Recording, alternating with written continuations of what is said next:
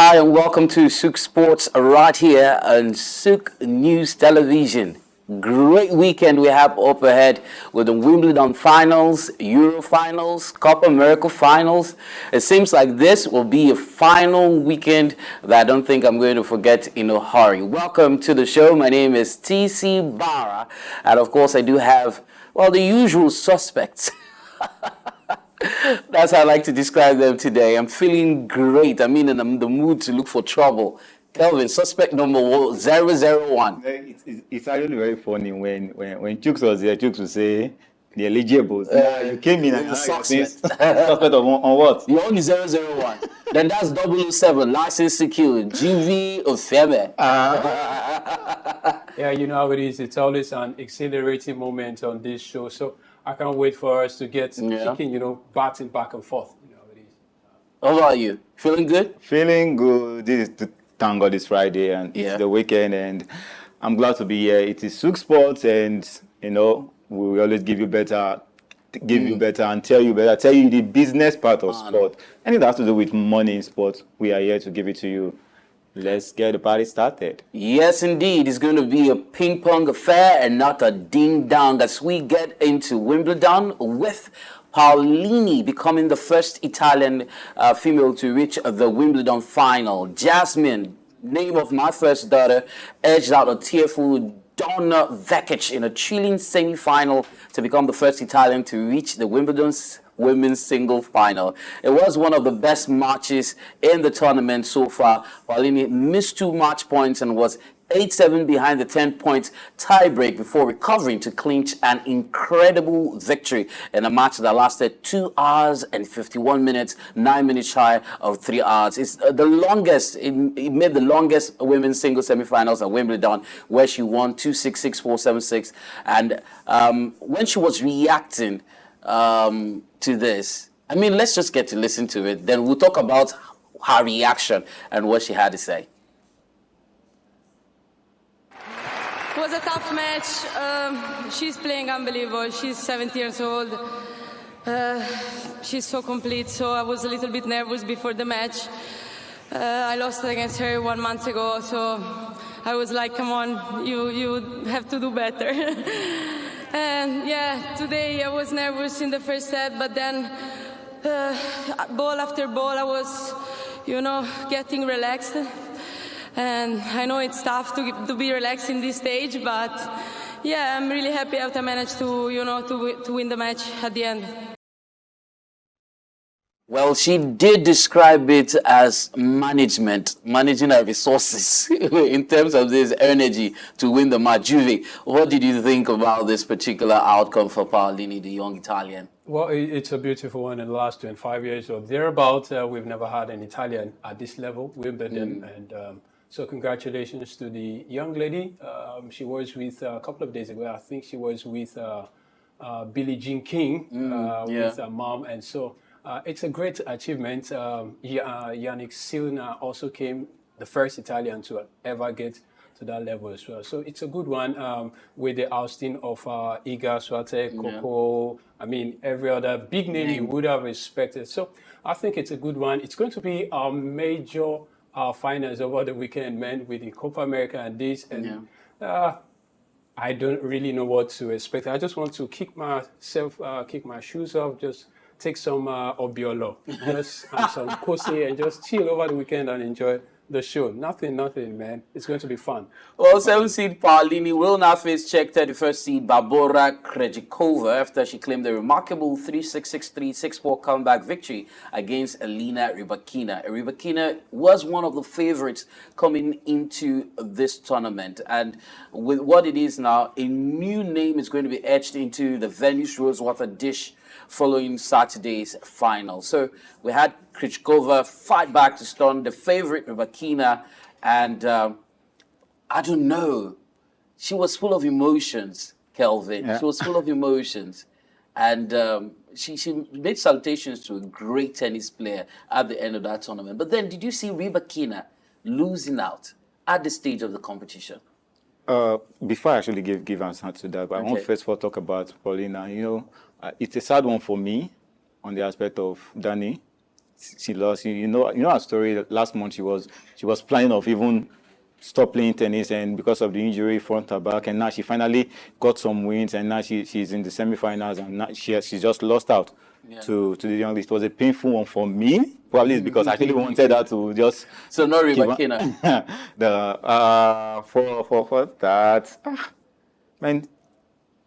Okay, I know where your heart is. So we'll just take that tribute to the inspiration, Jana Novotná, after the win. So Krejcikova did make a tribute to Novotná. Let's get to listen to that, and we'll be right back. It's very tough to explain what I'm feeling right now, but it's a lot of joy, a lot of emotions, also a lot of relief, and just I'm just super proud about yeah, just so proud about my game and about my fighting spirit today.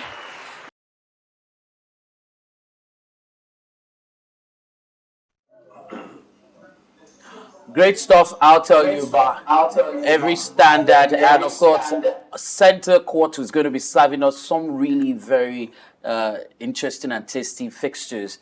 Starting up today, defending champions Carlos Alcaraz will be taking on Danny Medvedev in the repeat of last year's semi-final. Novak Djokovic will be facing off against Lorenzo Musetti on the center court, as the men have a lot to live up to, as the women served up very high drama. Like I mentioned, Jasmine Paolini beating Donna Vekic in a final set tie break, and Barbora Krejcikova edging out Elena Rybakina. So let's start up with Alcaraz and Medvedev. The number 3 seed Alcaraz is making a good fist of defending his title, as he has advanced to the semi-finals. He's looking stronger as the tournament has progressed. In the quarterfinals, he dropped the first set to Tommy Paul before racing through to win in 4 sets, and he took out number 1 seed Jannik Sinner in the quarterfinals. Juve talked about it, and was a major upset in this year's Wimbledon. So Russia goes into the match. The Russian goes into the match as the underdog, with Alcaraz having a winning record in the head-to-head rivalry and being triumphant at the same stage just over a year ago. So Medvedev will have his revenge in mind. But before we get to talk about it, I and the guys, let me let you know that Djokovic said making it on court at Wimbledon a matter of weeks after undergoing a knee surgery was one of his greatest achievements. Now, he has had 2 wins away from an 8th Wimbledon. He's now 2 wins, rather. He just has 2 wins. He has to win twice to get his Wimbledon crown, an 8th Wimbledon crown, which is like a record, and will be well rested because the quarterfinals saw him drawn by Alex de Minaur, pulled up injury, and had Nick Kyrgios going online to even placate with Alex de Minaur. Sadly, they were unable to face each other. Talking about Alex and Djokovic, would have been an interesting fixture.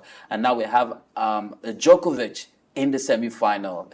Juve is nodding to this. Yeah, Musetti already said, man, this is going to be a very tough one. The young man is not going to let anything go. Djokovic has got a record he wants to tie with the likes of Roger Federer. He still has a point to prove when it comes to Wimbledon.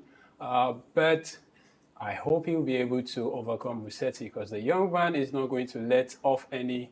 He's not going to rest on his laurels. He also wants to have a taste of what it feels like to be there. And on a very sad one, for those who've been following, we love Steffi Graf. Yesterday, she was involved in an auto accident. The famous female champion Steffi, when you're mentioning Steffi, Maria Sharapova, and the rest of them. So yesterday she was involved in an auto accident, so we lost her. So it's going to be an emotional one out there tomorrow. But hey, we're up here taking some Mobiolo and Kosei, just chilling. You know how it is, man. So for you, Kelvin, you think Djokovic stands a chance despite all the struggles he's had? Same revenge story. Yeah. Last year, I think they met us. Last year they met also, and Djokovic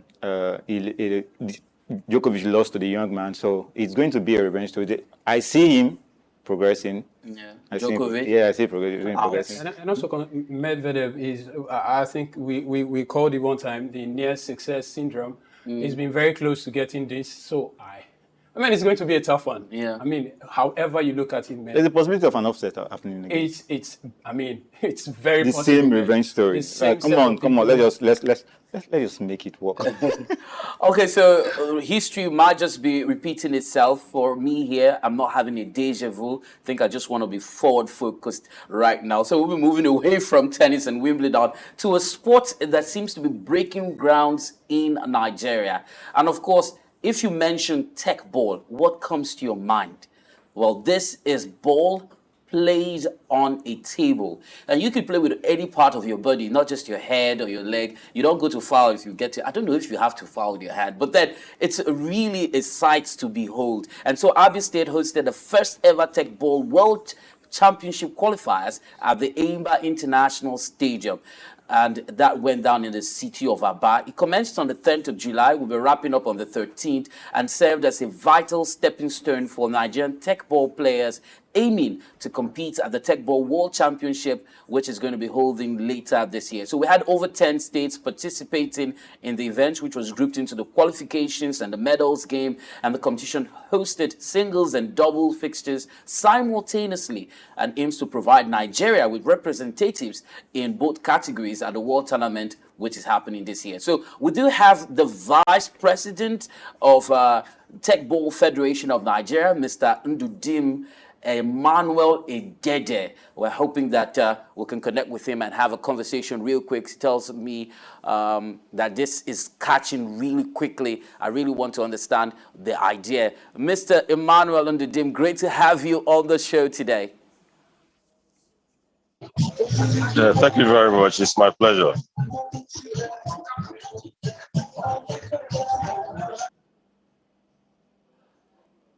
Can you hear me clearly? I'd love to find out if you can hear me. I'm sure you're still in the stadium at this moment. Can you hear me?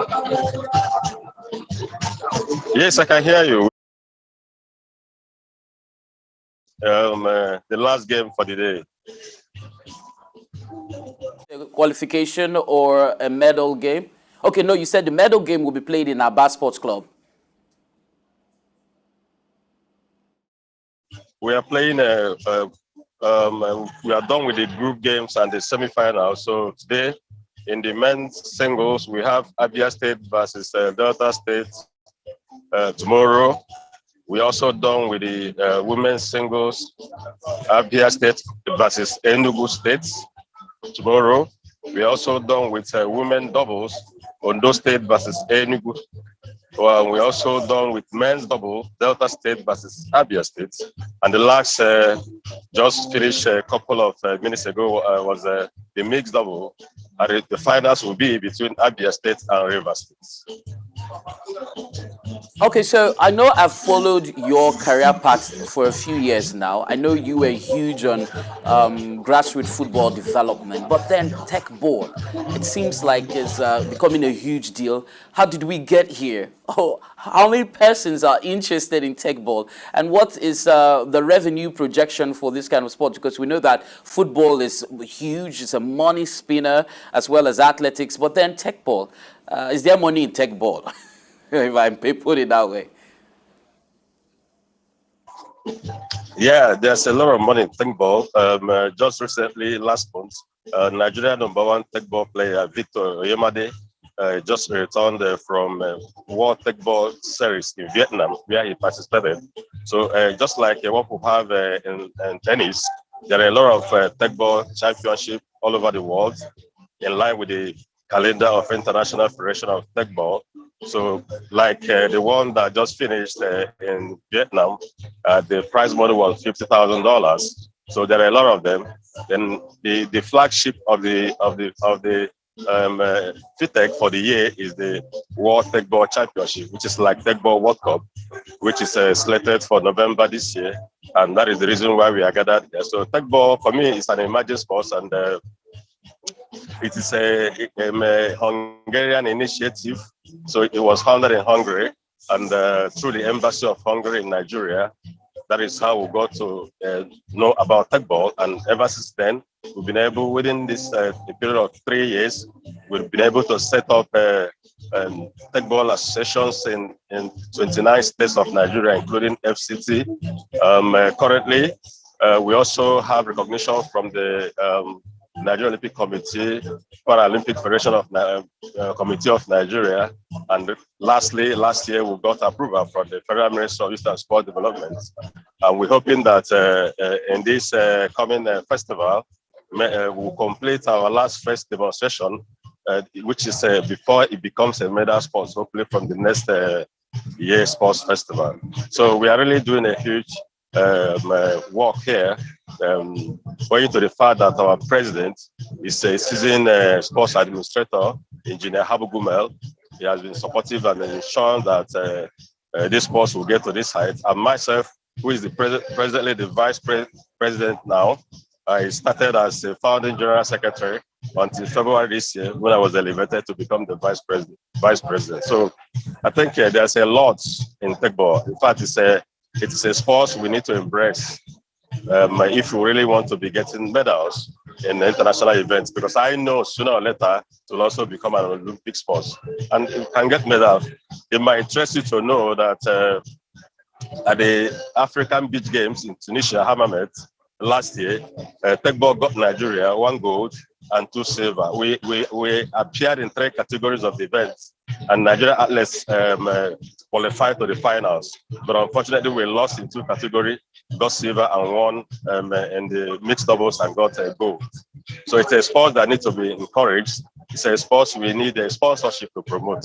So I can talk, I can talk more and more and more, but let me also allow you to talk from your end. I was enjoying that from you a little bit, and that's why I let you go on. But then you struck a particular rock which I'm interested in, and that is the issue of funding and sponsorship. With a lot of other sporting activities in what I'll describe as near comatose, what is the fate of Teqball, which is not very popular just yet? How do you intend to source funding and sponsorship? Do you have organizations interested in partnering with you? I mean, you've been traveling, you've been going to different countries for qualifications. How have you managed to source funds so far? For me, every great thing you start small, and we try to be consistent in it.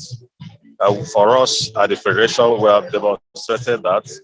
Our last Teqball tour that was held in Delta State was sponsored by Bet Niger and Providus Bank. This very edition of the World Championship Qualifier is being sponsored by the Abia State government, and the Abia State government has become the first government in Nigeria, state government, so to say, to identify with Teqball development. And that is why the first World Teqball Championship Qualifier outside Abuja is being held here today. So we appreciate them, and we want to encourage other states to also, other state governments to also invest in the sports development. Like here we have states like Delta, Ondo, Abia, Enugu, a lot of them are here. So we'll encourage all these state governments to invest, because there are future in this sports. It will also engage our youth. It will also could be a pathway to job creation through sports. Everybody cannot play football, which Nigeria is known for. So it is high time we begin to diversify in other sports. So that's much I can say on this now. So we are believing and we are hopeful that we, based on our track record, based on what we have achieved within this short time, that we'll be able to attract sponsorship and partnership from corporate organizations, state governments, and what have you. Thank you very much, Manu, and congratulations for this great job you guys are doing. I can see the pitch, open pitch. I would have expected this was more of an indoor. For the Asians, a couple of them I've seen, it was more of indoors kind of thing, and notoriety with well, quite good with maintenance. Our culture is quite strong on maintenance. So I'm looking at how much have you guys done with getting this stuff to the grassroots, primary schools, secondary schools, before we start looking for government participation and outside state government. what other ways are we looking at keeping this to the grassroots? I mean, I don't want us to keep looking at state government. So outside Abia State government, outside Lagos State government, what is your association doing to get this to the grassroots? Thank you.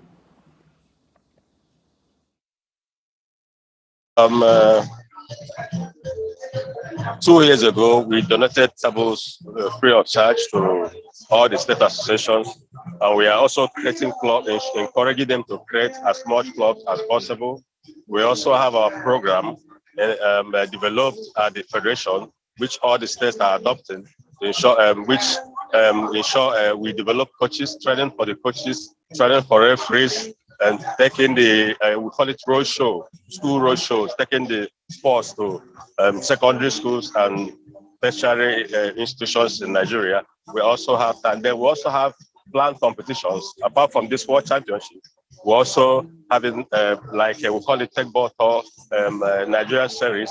So we have these competitions slated to happen in some states of Nigeria. So this way, we'll be interfacing with those at the grassroots. So we really have a couple of plans. But like I said, yeah, we believe that we can diversify, not only relying on state government. That is why, like as I said before, we have had sponsorship from Providence Bank and Bet Niger. We also believe we'll have more. So at the Federation, we are doing all we can. Presently, we have created a lot of commissions in the Federation, Marketing and Sponsorship Commission, Technical and a lot of commissions, and all are saddled with specific responsibilities. All is geared toward the sports development.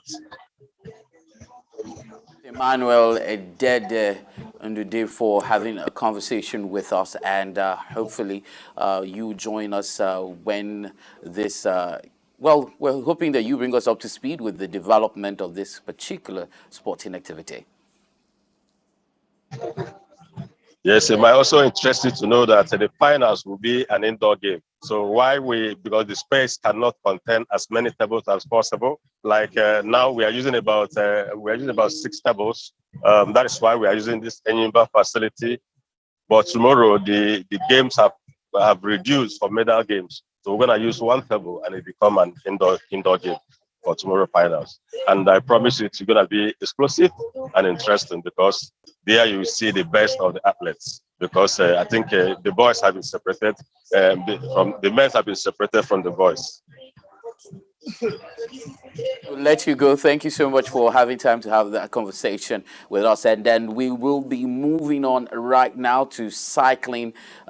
We are currently in stage 12. And is Binyam Guime, who sprinted to his 3rd victory at this year's Tour de France. But overall contender Primož Roglic lost significant time after a late crash on stage 12.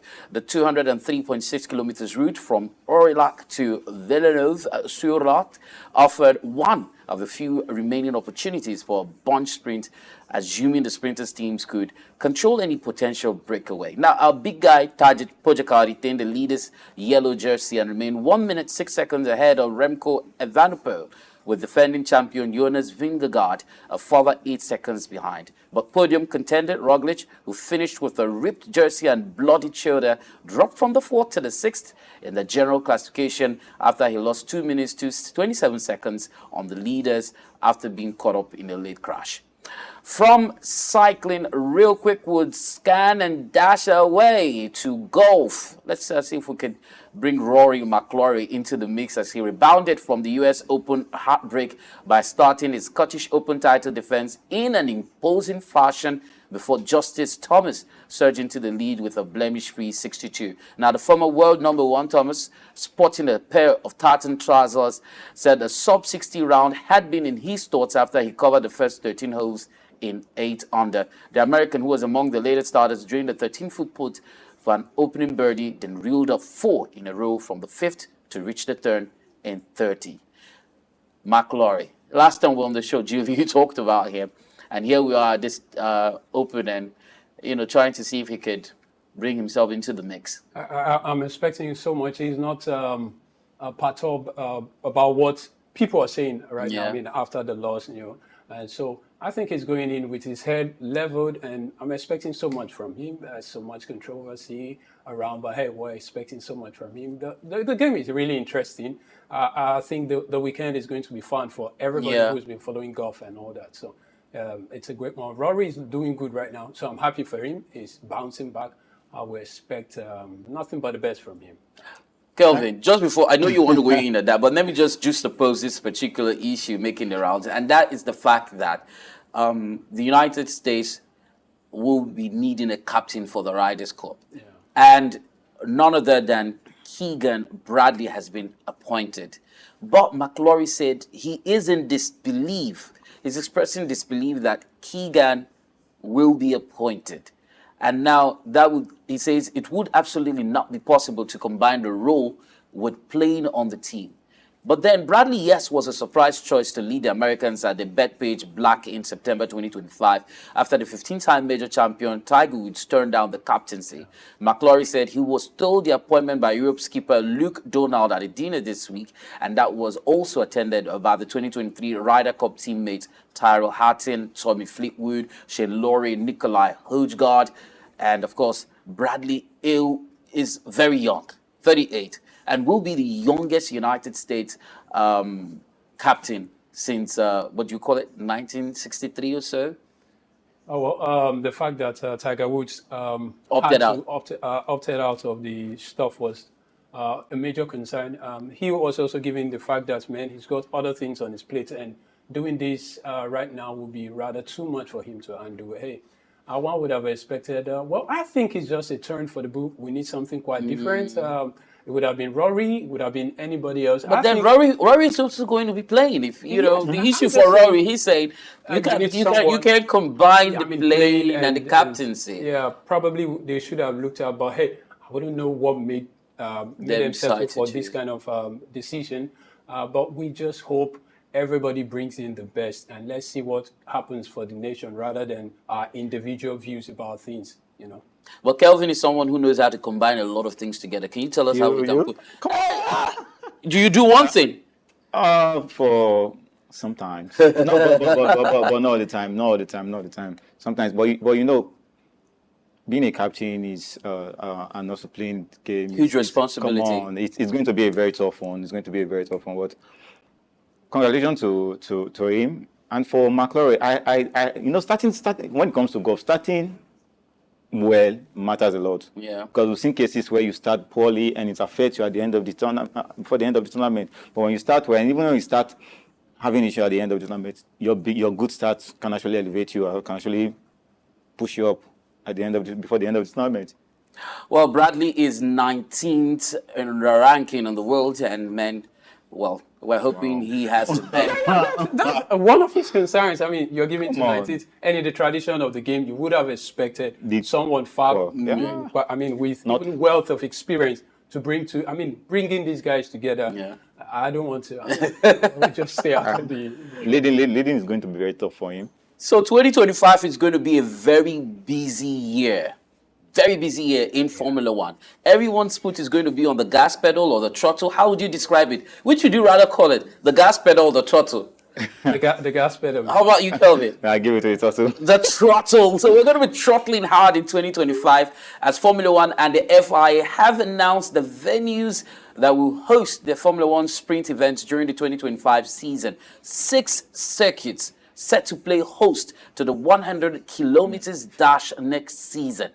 A year that will mark the 75th anniversary of the FIA Formula One World Championship and the 5th season of the sprint. So Sao Paulo will keep up its run of hosting the sprint every year since 2021. Belgium returns for the first time since 2023. Shanghai and Miami are set to host the sprint for the 2nd consecutive year. And then Austin and Qatar return to the calendar for a 3rd time. So we're going to be having China start off, from the 21st of March to the 23rd. It's going to be happening in Shanghai. And for Miami, they'll play host to the 2nd of May to the 4th of May in US. And we have Spa-Francorchamps in Belgium. That's going to be July 25th to 27th. And then later on in Ember month is going to be US again, city of Austin, hosting between October 17th and 19th. And then in November, Sao Paulo, Brazil, from 7th to the 9th, and then later on in the same month, it will come back to the oil-rich city of Qatar, Lusail specifically. They wrap it up with the money country. I mean, a lot of money in Qatar and United Arab Emirates, though. But then, what do you think about this money-spinning sports, Formula One? For 2025, remember that a couple of guys will be switching. I mean, whether you're McLaren, some are going to Ferrari, some are moving to Mercedes. So it's going to be fun. And the guys are doing well. Max is saying, Verstappen is Max there, Verstappen, his brain, Norris and every other person. And Sir Hamilton is also, you need to Sir Hamilton. But then, also, do you think Max Verstappen has what it takes, Kelvin, to upset Lewis at the moment? I mean, in rating. He's your biggest name. The Schmeichel. Lewis is your biggest name. But he has a very humble disposition. I think it's just about his person, and that's why the controversy, the trail from 2021 when he's had his last win up until. To me, he doesn't look like a Formula One driver. He looks like a basketballer. Rumor has it that he's already looking into buying a MotoGP kind of club and all that. So the young man is good. He's into modeling. He's doing all sorts of stuff to get it going. And he's quite young. He's quite young. And I love the fact that he's there. He's getting it. Mercedes finally to go off. Everybody's just excited. But does Mercedes have the engine? Mercedes is doing good. After 2 wins, they are doing good. I'm happy for. Before now, you've never said that. I've always been because of the win. Not just the win. I've always said I don't like the fact that Max has always been there. Max. You didn't some change of boxing. Yes, not just the change. The fact that Hamilton used to be there, and he had a very long hiatus. If he can win, and now he can become Jovi's friend. So he's attracted to success stories. If Charles was here, he would tell you. I'm not Hamilton. I've always been. He decided to bring Charles into the sideline because you know that Charles can't say nothing right now. Anyway, Charles is in the house. Yes, good looking out for you, Charles. But then let's move away from Formula One so we don't get fisticuffs and start boxing each other. In as much as we will be going to boxing, we do have our lightweight unification bout. And that is going to be in the offing. Top-ranked promoter Bob Arum has announced that there's going to be that unification fight between Gervonta, dubbed Tank, Davis, and Vasily Lomachenko. And that fight is planned for Las Vegas in November, the MGM Grand or T-Mobile Arena. We're looking at, some of the biggest stages that can host it. So the promoter Arum stated that Carl Moretti of Top Rank is currently negotiating with Luis de Cubas to finalize the deal. And finalization is money. How much are you going to take from this? And it's a long anticipated matchup, and it's very crucial, especially with Lomachenko, who's got 18 wins to 3 losses and 12 knockouts. So he's still performing at the highest level. Davis management has previously hesitated to agreeing to this arrangement, but they have maintained that they had a strategic plan for Davis, and they're likely to feel the timing. They feel the timing is now very ideal. What do you think about this? Tank is your guy for now.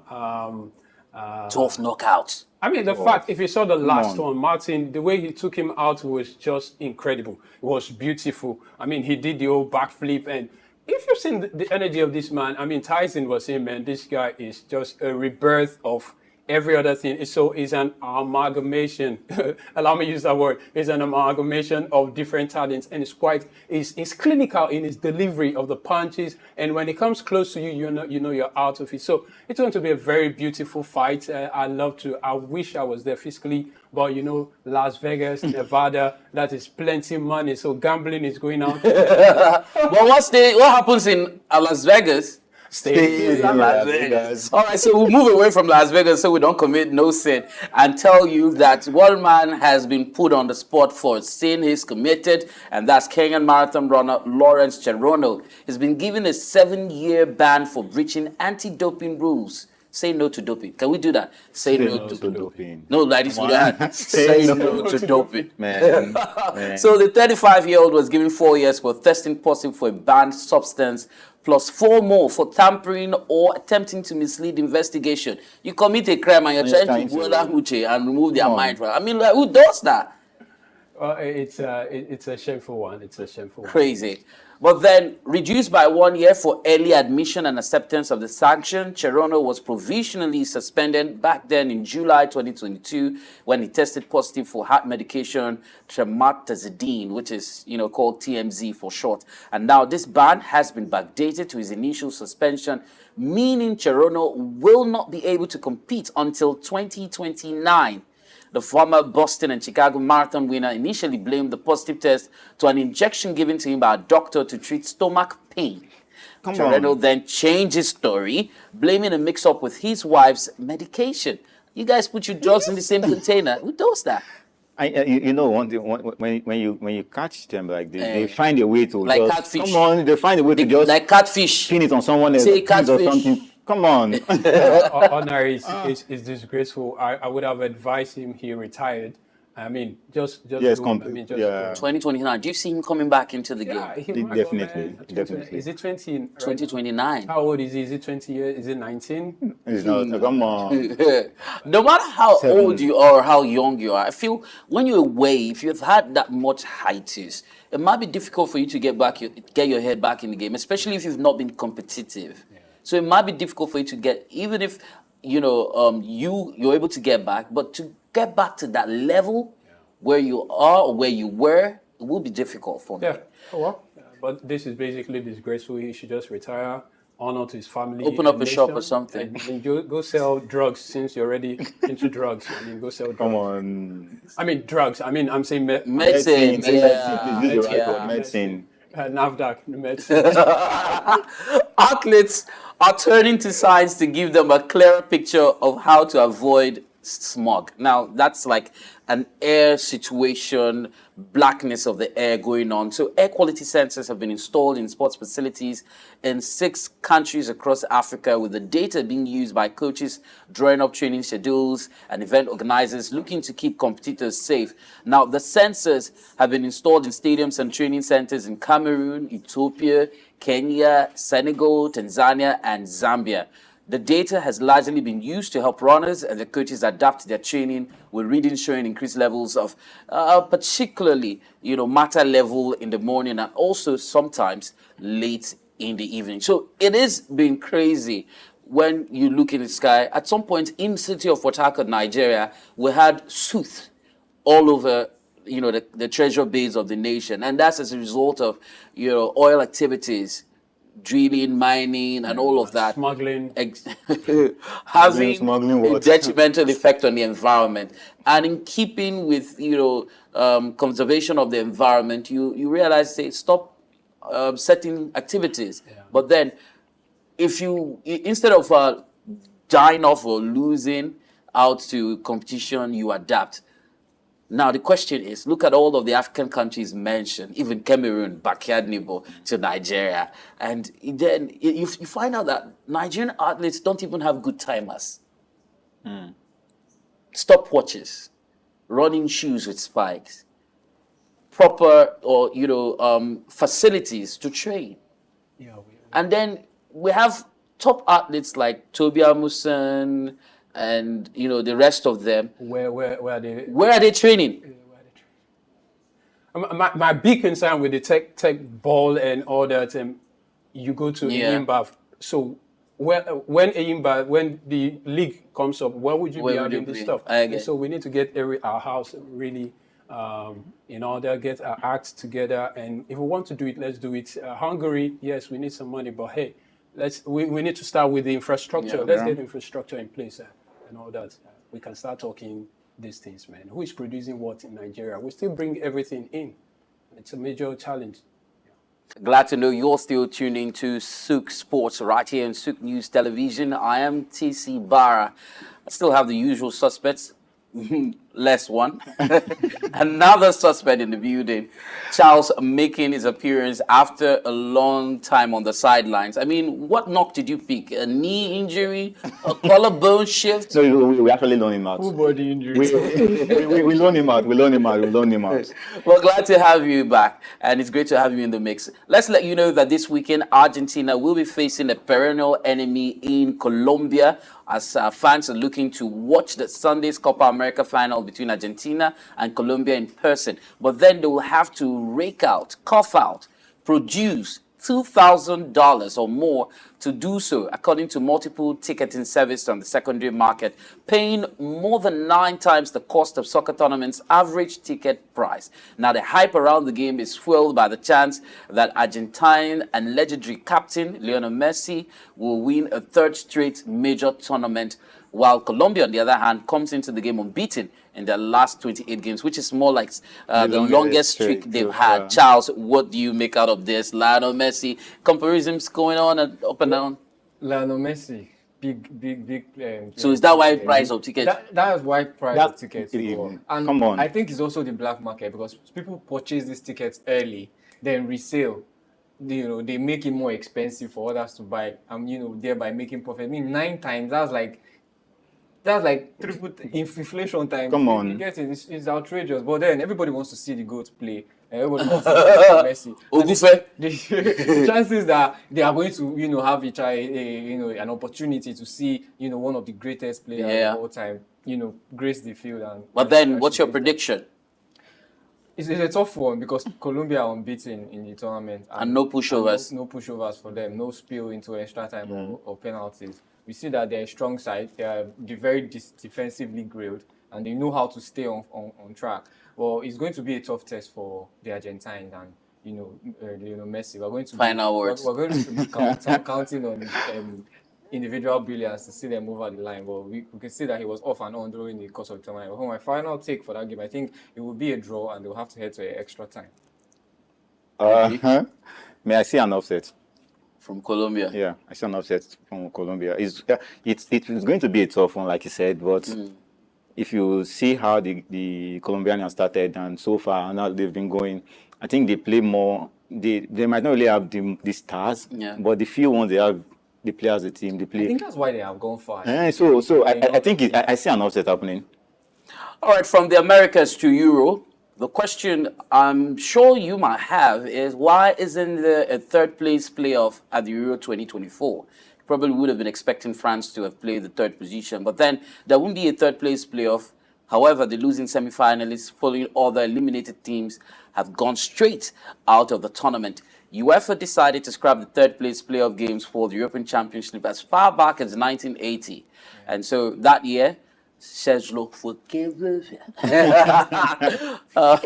the Czech beat host Italy 9-8 on penalties after a 1-1 draw in normal time. After little interest in the game, there was no hype around it. So the stadium was empty, television was ratings were poor, viewer figures were low. So UEFA decided to stop the 3rd place playoff for future European Championship. But this year's final will be held on Sunday in Berlin, Germany, where the champions will be crowned, and it's going to be Spain, England.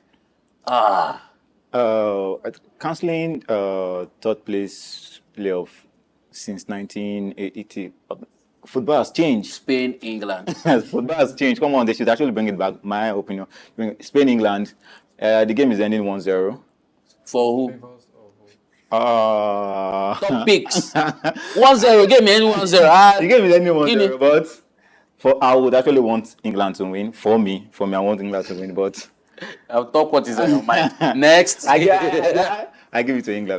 But the game is ending 1-0. Well, I also see a draw, because we see and penalties? No penalties. I see a draw and extra time, but okay, let's say penalties, because the two are, well, I say they are heavyweights in the game. The big 6 countries England? of Europe. Yes. I think England just grew in the tournament. They did. They had a bit of luck. And that's how any fantastic they had a bit of luck. would do. Because in contrast to Spain, they hit the ground running. Yeah. They considered fewer goals. Was Spain who knocked out the host? The host, Yes. yes. So I think Spain actually Even the defending champion came through the tough, the tough brackets. Yeah.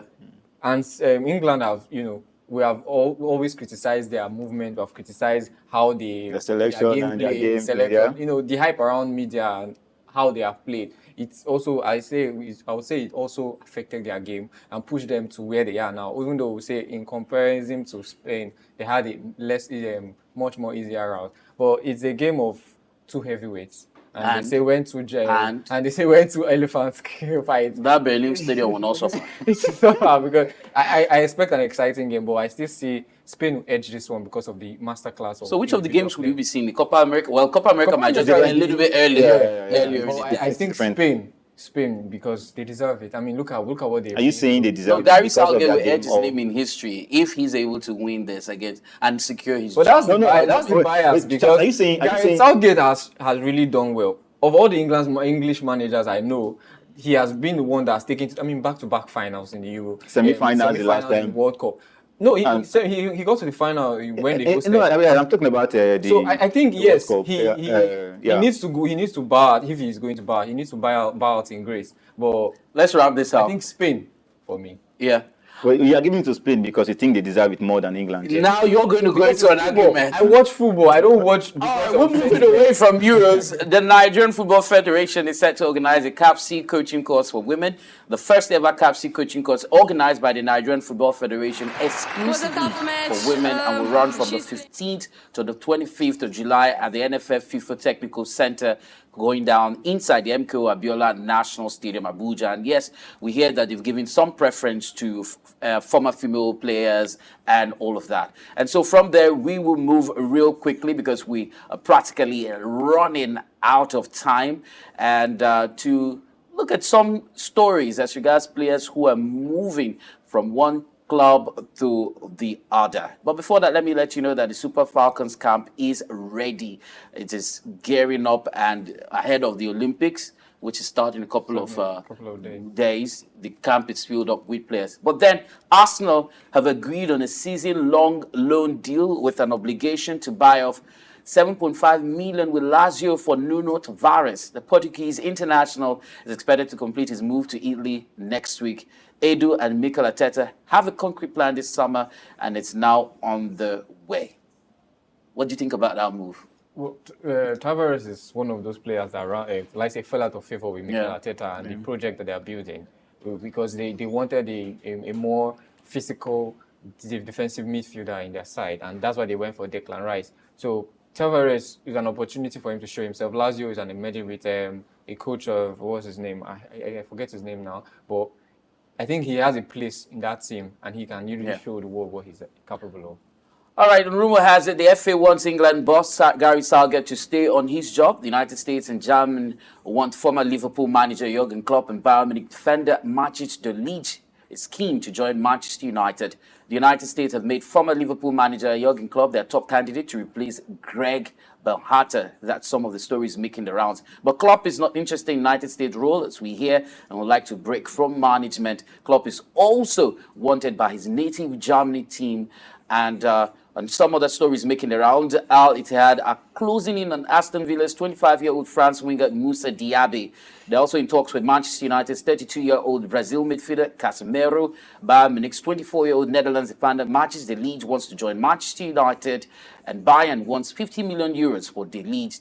Paris Saint-Germain have offered 70 million euros for Portugal international João Neves, compared to Manchester United's 60 million euros. But Benfica wants a closer fee. That's about for the 19-year-old, which is about 120 million euros in his release clause. Sports business before we sign out of the studio real quick.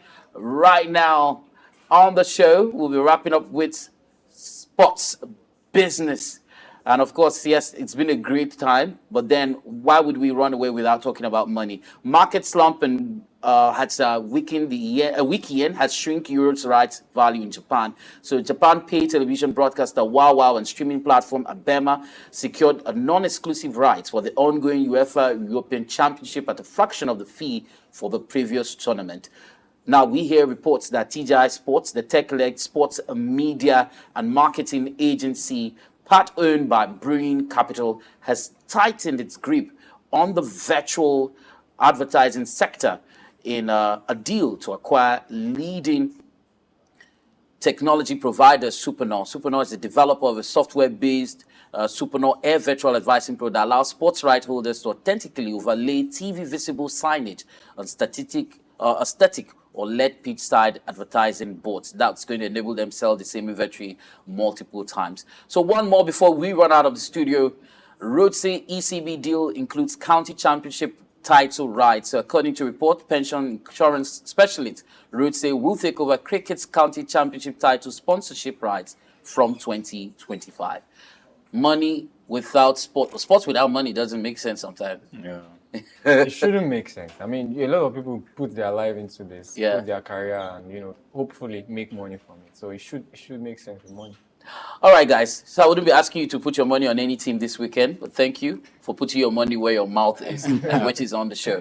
It's been a great time hanging out with you right here on SOUQ Sports, on SOUQ News Television.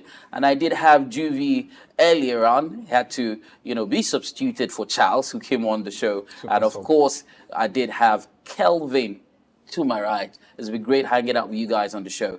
Many thanks to the linear editors and producers and everyone behind camera ensuring that this gets to you. My name is TC Barra, and this is a wrap.